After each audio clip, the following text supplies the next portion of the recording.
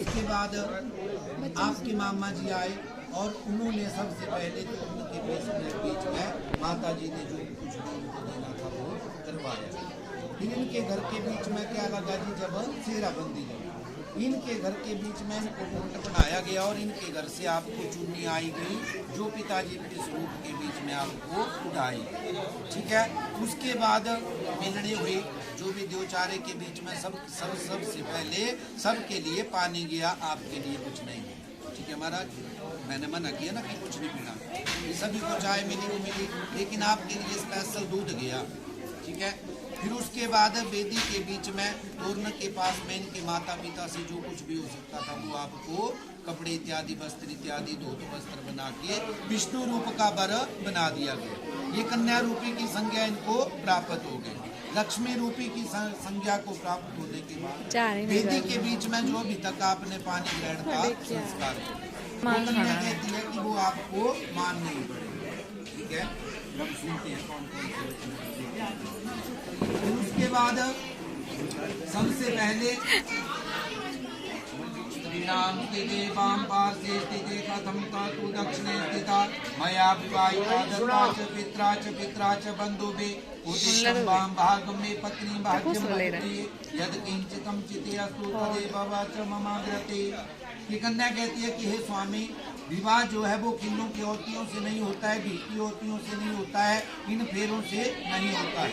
जब तक आप मेरे 7 प्रकार के वचनों को नहीं मानेंगे तब तक जितनी भी विवाहिता स्त्रियां हैं वो पति के वाम भाग की ओर बैठती हैं, लेफ्ट साइड में बैठती हैं।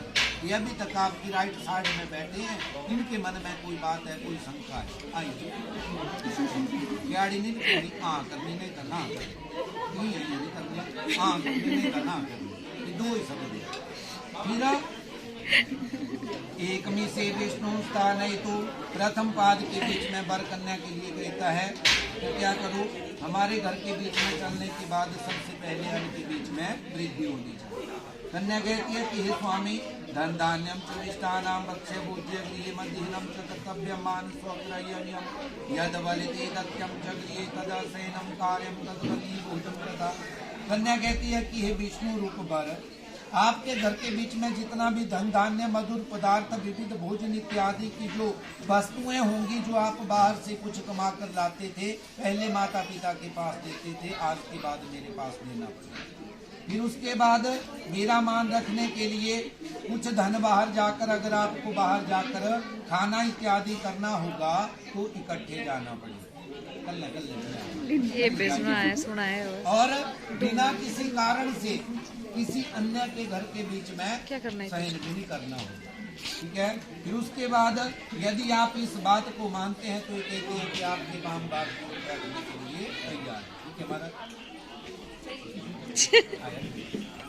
फिर दूसरे पाद के बीच में वर कन्या के लिए कहता है कि आप घर के बीच में चलो, अन्न के बाद बल की पुष्टि के लिए दूसरा कदम चलने को कहता है। तो कन्या कहती है कि हे स्वामी, मैं आपके घर के बीच में जितने भी काम काज होंगी और जो भी जितने भी कार्य होंगी वो आपके साथ सहन करूंगी। सभी संबंधों बन बांधव बन आदर पूर्वक से सास ससुर ज्येष्ठ ननद जो भी आपके घर में अतिथि आएगा मैं उनकी आज्ञा का पालन करूंगी। लेकिन हे स्वामी, आपको भी स्मरण रहे कि वेदिका के बीच में आपने कर्तव्य पालन करने का वचन लिया। ठीक है महाराज।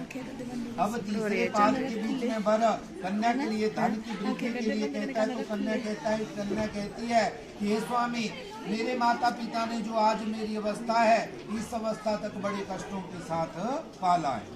उन्होंने अग्नि के समीप, पुरोहितों के समीप, गुरुओं के समीप, बुद्धिमानों के समीप, सके संबंधियों के समीप जो मेरा दान था वो आपको दे दिया।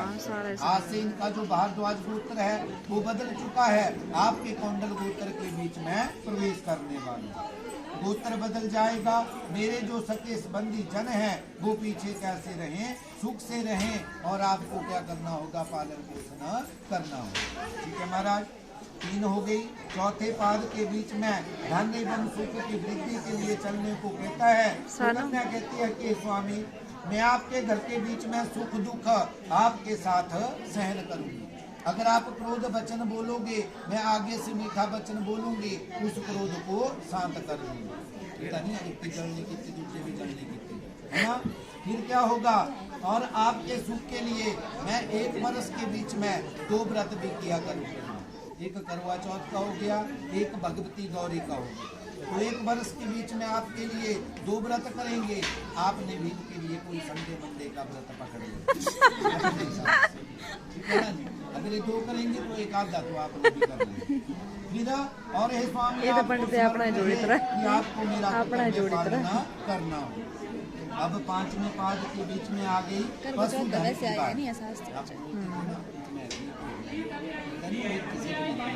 है ना। तो फिर कन्या कहती है कि हे स्वामी, जो आज मेरी अवस्था है, इस अवस्था से लेकर जो मेरी वृद्ध अवस्था होगी उस तक आपको मेरा पालन पोषण करना हो। 2-4 साल का पहला है ना। तो फिर क्या है, अगर मैं आपसे किसी चीज को बार बार मांगूंगी, पहले तो बस के लिए